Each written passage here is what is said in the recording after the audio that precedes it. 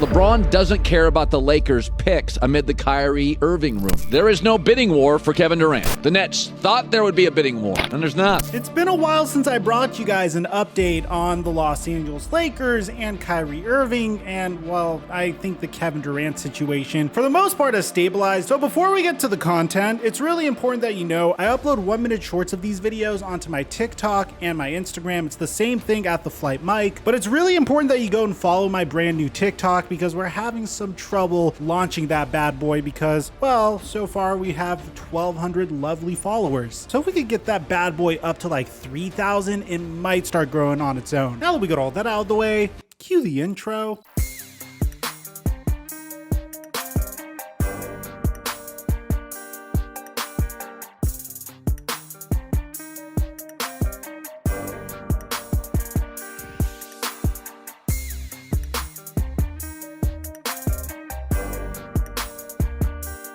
Mic check 1 2 1 2. What's going on, everybody? Let's start with a brief, tiny little Kevin Durant update because Kevin Durant and Kyrie Irving situations are basically intertwined, and I don't have enough content to make Kevin Durant its own standalone video. For the most part, it's as we anticipated over the last week, where the Brooklyn Nets are really valuing Kevin Durant because, dude, he's freaking Kevin Durant, but the haul that they're expecting teams to give up for him isn't necessarily something that teams are willing to part ways with. I mean, you're having meme pages literally joke about the fact that the Lakers offered LeBron James, Anthony Davis, Talon Horton-Tucker, and 4 future first-round picks, only for the Brooklyn Nets to reject it, which, by the way, didn't happen, but for the most part, that's kind of what's going down. You had the Phoenix Suns offer Cam Johnson, DeAndre Ayton, and Mikal Bridges, in addition to a couple of future first-round picks for Kevin Durant, which the Brooklyn Nets ended up turning down. Obviously, the Nets are trying to use the Kevin Durant situation to the best of their ability to replenish their lost assets from the James Harden trade, which it's a tough situation to be in if you're a Brooklyn Nets fan because clearly the best scenario for you at this point is hoping that Kyrie Irving and Kevin Durant return. And if you ask me, I think there's a 70% chance that both of them end up returning at this point, especially based upon the update I'm about to give you guys on Kyrie Irving. And honestly, man, the way you take this video all hinges upon your philosophy as to how you believe a championship contending basketball team gets built. And I'll tell you what I mean by that in just a second. Currently, just to summarize everything, the Kevin Durant situation currently stands here, where the Miami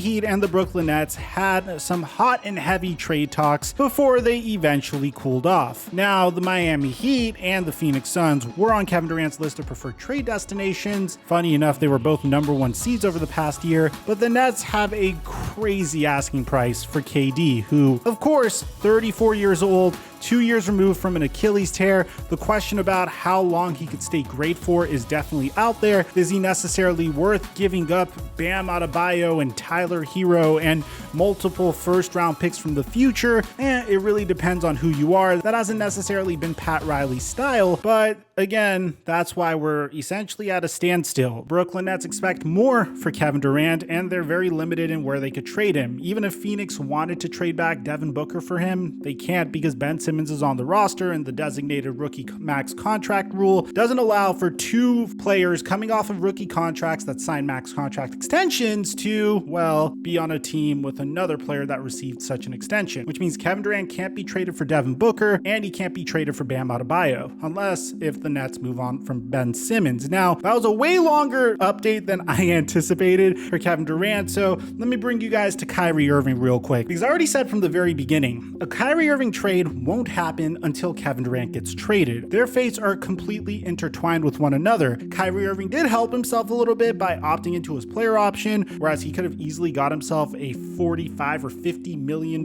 contract this season if his existing team wanted to pay him as such, but the Brooklyn Nets didn't. And as a result, you're essentially having these 2 stars stamping their feet and demanding a trade. Now, the top contending team that have been in rumors for Kyrie Irving have been none other than the Los Angeles Lakers. But here's the thing. It seems like the Los Angeles Lakers are conflicted about their stance on Kyrie Irving because they're in a situation that seems very reminiscent of last season. Well, kind of. Here's the thing, there's a very limited market for Russell Westbrook. I mean, it's one of those situations where if you trade it for Russell Westbrook, you're buying low on a player that is a future Hall of Famer that is getting paid $47 million this next season, which is an expiring contract and a good way to dump some salary and maybe boost his trade value before shipping him off to another team at the trade deadline. The only reason that Kyrie Irving hasn't been traded so far, apparently, and this is coming to us from The Athletic's Jovan Buha, I hope I said that right, if not, I'm so sorry, and it's the fact that the Lakers have reportedly been reluctant to include a second first-round pick in a trade for Kyrie Irving. So The Athletic's Jovan Buha says that I think if they were willing to send 2 first-round picks, Kyrie would be a Laker right now. I don't think it's that simple because the Lakers are essentially in a trap with LeBron James, where, tell me if this sounds familiar if you're a Laker fan.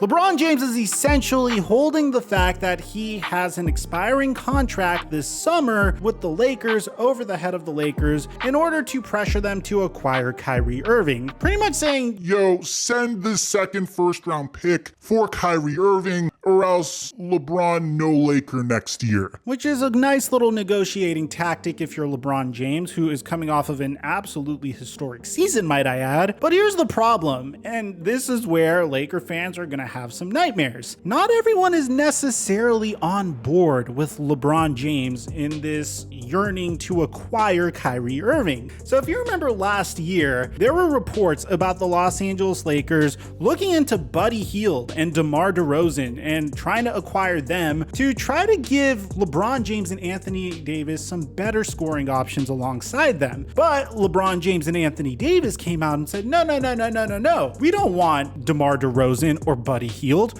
We want the former NBA MVP Russell Westbrook to be on our team. I mean, it sounded like a cute story, don't get me wrong. He went to UCLA. UCLA's my alma mater, so I want him to succeed. He is from LA, so it just was a nice little storyline that just didn't end up working out. I mean, their games just don't work together, and you don't need to be a basketball genius to understand that whenever Russell Westbrook's on the floor, the spacing for the offense is absolutely horrific, and who honestly cares about defense at that point because their offense is so bad with 3 superstars on the floor, and their bench is so thin as a result of allocating all of that salary to their 3 superstars that this team wasn't even able to make it to the play-in. But of course, we all scapegoated Frank Vogel, and maybe with Darvin Ham, things are going to be a little different, but ultimately the Lakers came out and said that we are going to try again with Russell Westbrook, and they missed out on trading for Malcolm Brogdon, but they are still interested in trading for shooters as opposed to trading for Kyrie Irving. So here's everything you need to know. So on July 12th, Jake Rill wrote something that in my opinion was brilliant and that I wholeheartedly agree with. There weren't a ton of standout shooters on the free agent market this offseason, and the players that the Los Angeles Lakers have signed thus far are likely to serve more in bench roles. So it seems likely that the Lakers will need to make a trade if they hope to make a substantial upgrade. They should do that, but they shouldn't wait out the Kyrie Irving situation. Make a trade now, improve their outside shooting, and let the Nets figure out what they should do with Irving without getting involved in a potential deal. Now, earlier last week, Brian Windhorst, who has been absolutely crushing the offseason so far, says that Kyrie Irving wants to get traded to the Lakers and reunite with LeBron James. However, the Nets are expected to deal with Kevin Durant's trade request before taking care of Kyrie Irving, who has only drawn interest from the Lakers. So that's some leverage for the Los Angeles Lakers. No other team wants Kyrie Irving except the Lakers. And Windhorst even said this on a July 11th episode of Get Up. The only team known to have interest is the Los Angeles Lakers, and the Nets have given out the vibe that they want to do a Kevin Durant trade before moving on to Kyrie, which of course makes a lot of sense. There's not a scenario where one of these stars are just going to stay on the Brooklyn Nets by themselves. But Dave McMenamin reported 2 weeks ago that the Lakers' priority as the offseason unfolds is to address outside shooting. Last season, Los Angeles ranked 22nd in the NBA in three-point shooting, hitting only 34.7% of its team's attempts.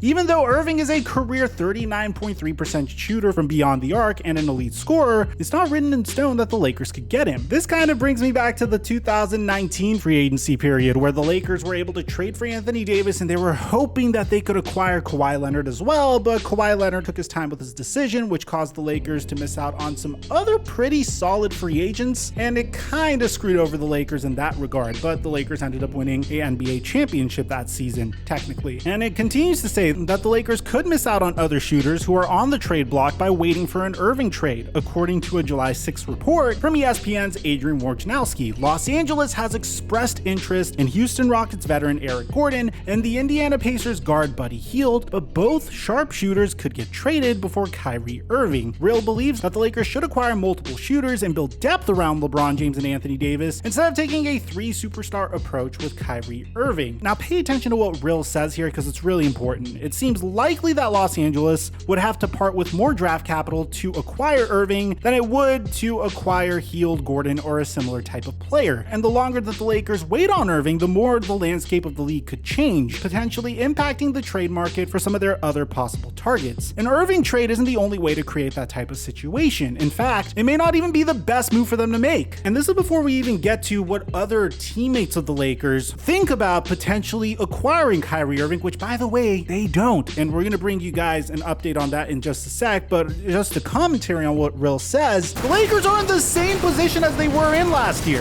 LeBron James holding over his contract expiring over their head and saying, hey, go trade for this point guard that could potentially work out with us, but is a wild card. In Russell Westbrook's case, he was a wild card because his fit with the Lakers was questionable. With Kyrie Irving, there's no questions about his fit, there's no questions about his greatness, but there are questions about his commitment to the game of basketball and how often he would be able to make it to basketball games. And I mean, we're going based off of a sample size for 3 years, and you could create a legitimate argument for why Kyrie Irving didn't play so much over the past 3 years. But still, it's a 3-year sample size. So do you really want to take that risk? Do you really want to put all of your chips on Kyrie Irving in order to turn this team around? Or would you rather focus more on depth? Well, here's the thing. There are some members of the Los Angeles Lakers who don't even want Kyrie Irving. So take a load of this. It seems like some members of the Lakers learned their lesson from last year. Joe Von Bua of The Athletic reported on the July 8th episode of The Athletic NBA show that some members of the Lakers want to acquire Buddy Hield and Miles Turner from the Pacers instead of Irving, even though James has made it clear behind the scenes that he wants his former teammate. Bro,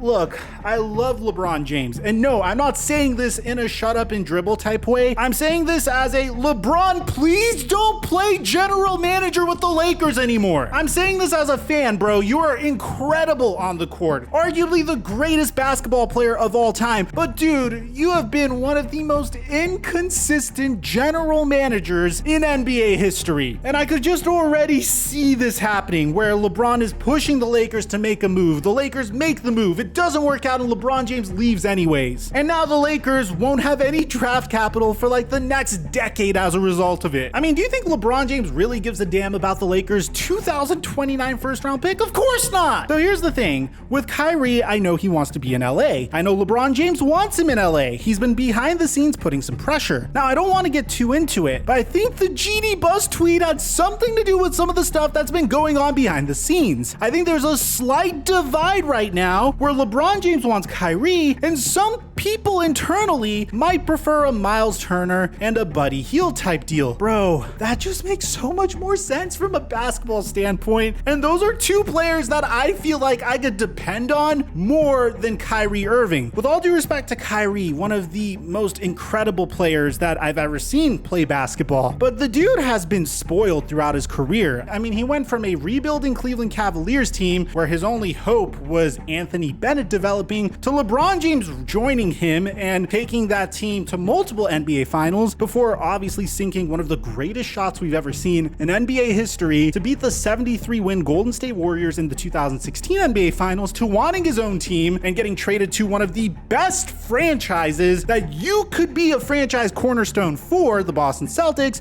before saying that no, he had some family concerns and he wanted to go to the Brooklyn Nets. Now he's on the Brooklyn Nets, barely played over the past 3 seasons, reasons, wants to leave the Brooklyn Nets so he could rejoin LeBron James? I'm just saying, based upon a business, if I'm trying to get the Lakers more wins, I'm not taking a chance on a guy like that. I'm not giving 2 first-round picks for a guy like that. And you could disagree with me. We could have completely different perspectives on the best way to build a basketball team. I'm not saying Kyrie Irving isn't talented. No, I'm saying that the Lakers can acquire Kyrie Irving, and I'll still be nervous about whether or not this team would make the play-in. Now, Chris B. Haynes brought us an update 10 days ago that said that rival scouts and executives that spoke on the condition of anonymity are split on whether the Lakers can pull off a deal for Irving, with LeBron James's looming deadline for a contract extension in early August being viewed as a key date. Dude, it's literally a sequel of the 2021 offseason. LeBron James is pressuring the Lakers to acquire an established star. The Lakers have their own ideas of how to build around LeBron and Anthony Davis. And here's the thing, I would feel a little bit better about some of the decisions LeBron James would make as general manager of the Lakers if he held himself accountable when it didn't work out. But over the past year, there was no accountability for LeBron. It's not like LeBron came forward and said, "Yeah, I messed up. We shouldn't have acquired Russell Westbrook. I should have let Rob Pelinka build a team around me." And I think that's the reason why there may have been that tweet from Jeannie Buss. There might be something there. But don't get me wrong, it's not like the late great Kobe Bryant was perfect when it came to wanting teams built around him. Who remembers when Kobe Bryant was pushing the Lakers front office to trade Andrew Bynum for Jason Kidd? And don't get me wrong, it's not like there's something wrong. Established stars want established stars. But sometimes you should have faith in your front office to know what they're doing. And in this case, man, if I had to choose between Miles Turner and Buddy Hield, which, by the way, is incredible from a spacing perspective for the Lakers. I mean, you will have a player from each and every position that could shoot the 3 ball. You have Miles Turner, who's remarkable both offensively and defensively. And you have Buddy Hield, who could catch fire the way Malik Monk did last year, maybe even more so now that he's a bit more motivated and is playing on a contending team. Over Kyrie Irving, who, again, remarkable player, but you don't know what you're getting in Kyrie Irving, and then the rest of your bench is going to be thin as hell. I'm obviously going to go with Miles Turner and Buddy Hield. You could disagree with me, and we could have a respectful conversation about it in the comment section down below, but that's my take on the matter. Let me know in the comment section, what do you guys think? Aside from that, I'm your boy Mike, and I'm dropping our mic until our next upload.